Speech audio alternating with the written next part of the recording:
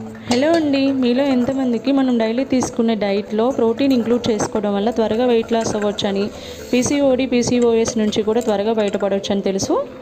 ముందుగా అందరికీ నమస్కారం. Welcome to home chef. ఈరోజు మంచి tasty, healthy and simple protein salad recipe అనేది చేసి చూపించబోతున్నాను.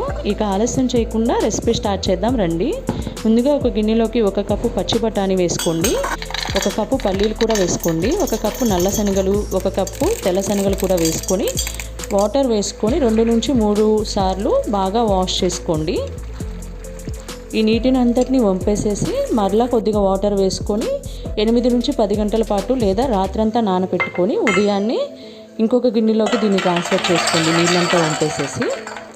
ఇప్పుడు ఇందులోనే కొద్దిగా రాళ్ళుప్పు, కొద్దిగా వాటర్ కూడా వేసుకొని మీడియం ఫ్లేమ్ మీద 30 నుంచి 40 నిమిషాల పాటు ఉడికించుకోవాలి.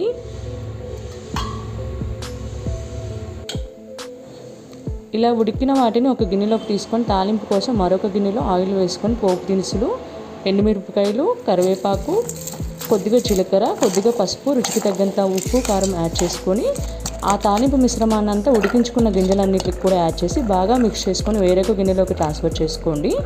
పైన కొద్దిగా కొత్తిమీరతో గార్నిష్ చేసుకుంటే tasty and healthy protein salad ready.